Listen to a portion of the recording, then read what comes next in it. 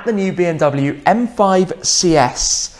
The car is seen here in the studio at the home of BMW M. You can see the design is more aggressive. You can see the use of carbon fibre for saving weight. It's 70 kilos lighter than the M5 competition, while also being more powerful. You have the CS badging found all around, along with the gold bronze accents, particularly for the kidney grills. Even the front apron has a new, more sporty appearance. In fact, wherever you look, you start to see new details specific to the CS, and we'll be exploring all of these. So the LCI came with the update to the headlights, new headlights and tail lights, as well as some new software features. Obviously, we've got the details with the carbon. You can see the boot lip spoiler as well. And in fact, I even saw some prototypes testing before now myself. Then down at the back, the signature quad tailpipes that you would expect to find on a BMW M model, along with a new look to the diffuser. There are a lot of details that we will need to go through though with the CS, because it's been extensively reworked under the skin. A lot of things updated and redesigned, reconfigured to be at home on the track. And obviously we also have the very special wheels for this car in the gold bronze, akin to those that we saw on the M2 CS when it launched in Misano blue with the gold bronze accents, in this case against the frozen dark green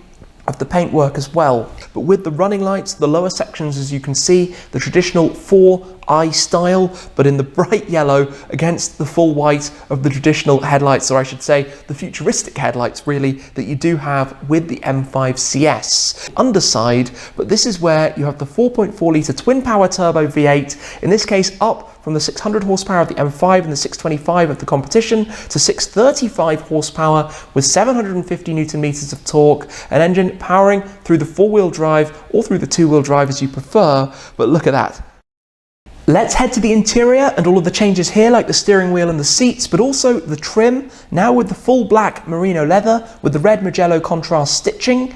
We also have the M5 CS entry sills, and then those seats that were launched with the M3 and the M4, the carbon fibre backed folding sports buckets, but in this case on the headrests you have the outline of the Nürburgring track, which really emphasises the extensive testing that this car did at the famous and grueling Green Hell to hone in the driving dynamics. Now, taking a step on board to start going through it all, we also have the new full Alcantara steering wheel. We've got the red configurable M1 and M2 mode buttons, as well as the red start-stop button on the dash. Just waking it up, the large LCI digital display comes into life with all of the latest technology, gesture control and functions that you would want for daily driving purposes.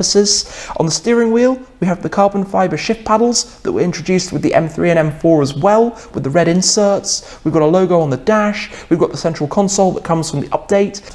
Into the rear of the car then, and a better look at those carbon-backed buckets, looking fantastic. But the two-seat rear configuration, you actually do have the headrest outline of the Nürburgring as well. The two seats finished very similarly to those found up front, obviously without the carbon fibre found on the back of them, which make the seats a little bit slimmer and give plenty of space in the back, while looking truly brilliant with all of the red accents, the red Mugello that you can see around. Inside the luggage space, it's still a practical, usable vehicle. You don't have the through load system in the rear bench, of course, with the changed seating configuration, but still plenty of space for almost all typical purposes as you might want to use such a car at the end of the day.